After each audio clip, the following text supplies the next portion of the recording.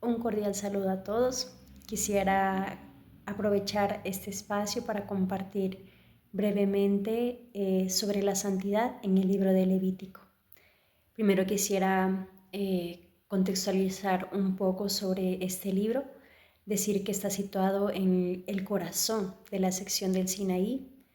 Es un libro en su mayoría de la corriente sacerdotal, interesada en la construcción del santuario, en la inauguración del culto, en la regulación del comportamiento de Israel y la organización de la comunidad.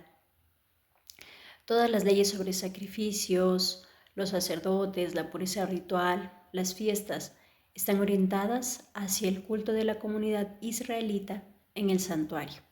4 elementos literarios muy importantes son las leyes, las narraciones, las parénesis, que vendrían a ser como exhortaciones o amonestaciones que se hace al pueblo, y fórmulas introductorias.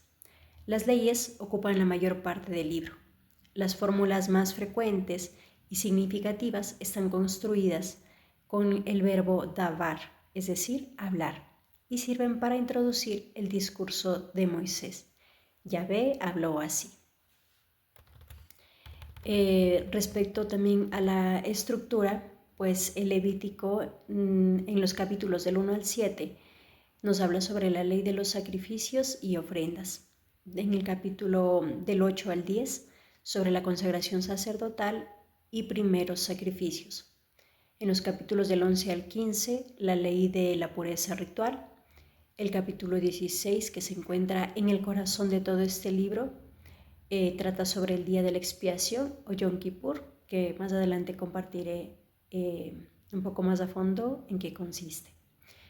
Está el capítulo del 17 al 26 sobre la ley de la santidad y en el capítulo 27 la ley sobre los votos.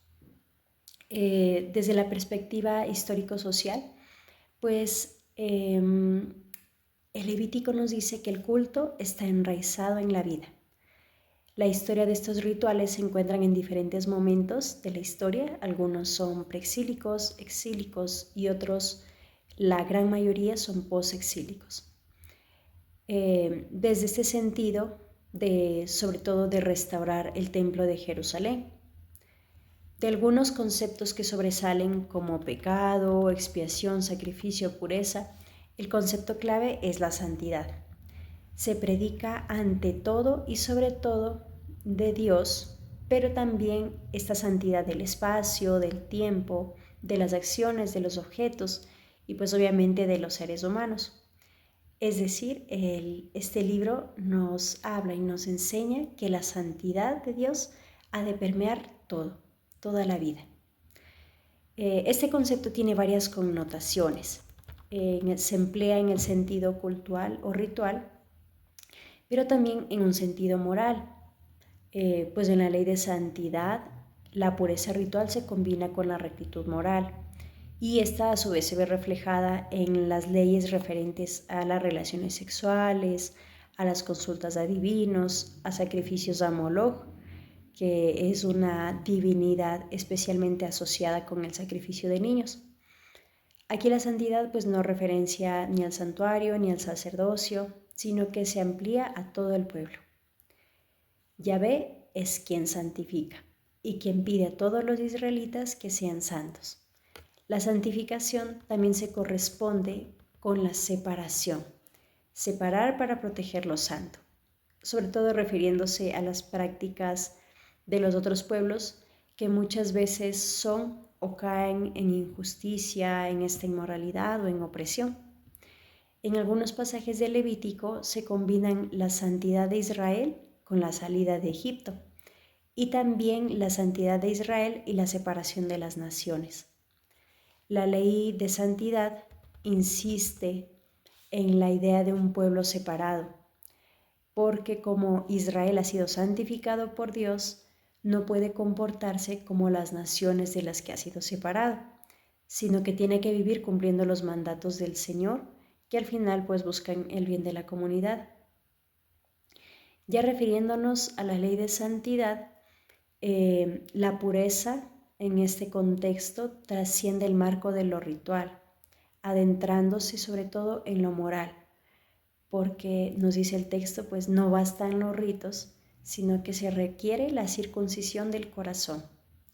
La santidad exige al pueblo integridad, le invita y le exige integridad hacia donde pertenece. Es decir, en el Levítico el tema teológico dominante pues es el del orden divinamente establecido. Dios es un Dios de orden y en este sentido los sacrificios y las ofrendas también se realizan con el objetivo de controlar y detener los poderes que ponen en peligro el orden de lo establecido.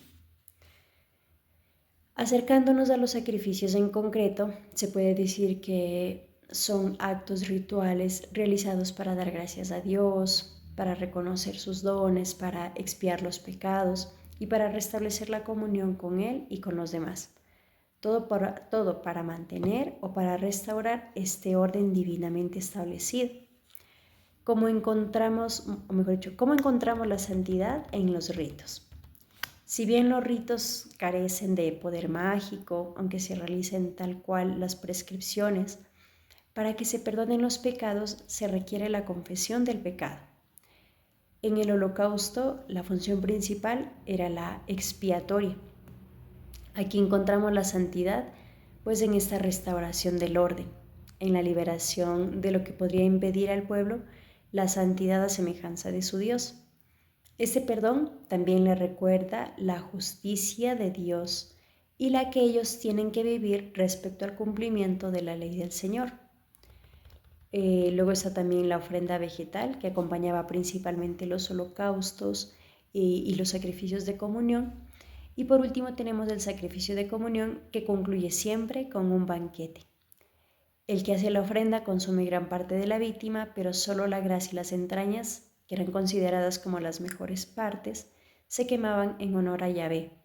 Y el hecho de que la divinidad y los que ofrecen compartan la misma víctima daba a estos sacrificios un aspecto solidario, resaltando la idea de comunión entre Dios y los hombres. Aquí encontramos la santidad como práctica de solidaridad, de acogida y de generosidad. Tenemos luego los sacrificios de purificación y de reparación. Esos sacrificios tienen muchos rasgos en común, especialmente el carácter expiatorio. Detrás de las leyes de pureza ritual está el principio de la santidad, esa distinción de lo puro y lo impuro, de lo santo y de lo común. Preservar el orden y la distinción de las cosas tal como fueron creadas por Dios. Quienes disciernen estos límites impuestos por Dios y los enseñan al pueblo son los sacerdotes. Detrás de esas concepciones se esconde una filosofía. El orden cultural y el sistema social son un reflejo del orden cosmológico. Por eso también ciertos límites en la ingesta de algunos animales y pues de otros alimentos. Quisiera centrarme también en dos partes muy importantes del Levítico respecto a la santidad. Uno es sobre el día de la expiación en el capítulo 16, que ocupa la posición central del libro acorde con la importancia. Esta celebración también se le conoce como Yom Kippur. Esta consistía en que una vez al año, el día 10 del séptimo mes, como nos dice la Escritura, se celebraba el día de la expiación, una de las mayores fiestas de la comunidad. El objetivo de esta celebración era la purificación del santuario y de los pecados e impurezas de Israel mediante actos cultuales.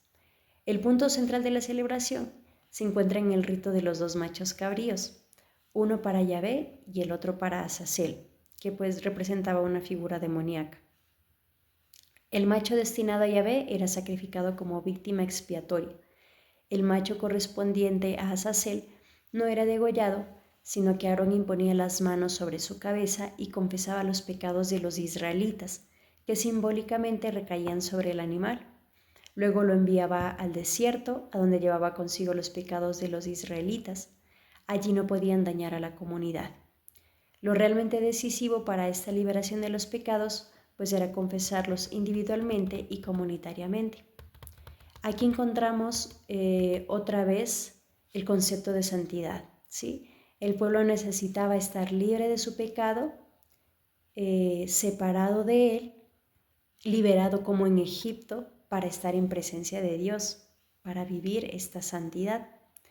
En la ley de santidad, más adelante en el Levítico, encontramos también la santidad como ese momento de la liberación del pueblo de Egipto. Porque en el momento de la liberación Yahvé pasa a ser el Dios de Israel. En ese momento se convierte en el pueblo de Dios y debe expresar mediante el cumplimiento de los mandamientos su pertenencia a Él. En ese principio se apoyan todas las exigencias éticas y culturales, ¿sí? Liberar a Israel de Egipto consistía en hacerle su pueblo, y las prescripciones de la ley de santidad pues son medios para lograr este objetivo. En conclusión, ¿qué es la santidad o Kodesh? Significa esta separación. Se asocia con la pureza, aunque no es sinónimo, y también tiene que ver con la pertenencia exclusiva a Dios. Esta pertenencia exige que como Dios es santo, su pueblo ha de reflejar también esa santidad en su vida cotidiana, en todo, porque todo está permeado de la santidad de Dios. Esta santidad no es solo ritual, implica ética, justicia, cuidado del otro y fidelidad. Tenemos algunos textos clave como Levítico 11, 44-45, sed santos porque yo soy santo. Levítico 19:2, santos seréis porque santo soy yo, el Señor vuestro Dios. Levítico 20, 24-26, Dios separa a Israel de otras naciones para que sea suyo. Y Levítico 21:8, el sacerdote debe ser santo porque representa lo santo ante Dios. En la perspectiva histórico-social, como habíamos mencionado, para concluir, pues la santidad marca una identidad colectiva. Israel, como pueblo distinto, como pueblo consagrado, no puede caer en las mismas prácticas que denigran a la persona, como lo vivían pues, en esos otros pueblos que no tienen a Yahvé como su Dios. Las leyes de pureza y sacrificio canalizan la energía humana hacia lo divino, controlan el pecado y promueven el orden. Recordemos que este orden es uno de los principios de Levítico, de los rituales y de todo lo que en el libro nos proponen. La santidad no es elitista, sino inclusiva y comunitaria. Es decir, todos están llamados a vivirla, nadie queda fuera de ella. Y pues también respecto a la relevancia que tiene hoy para nosotros como pueblo de Dios, primero sabemos o importante recalcar que la santidad se vive en comunidad.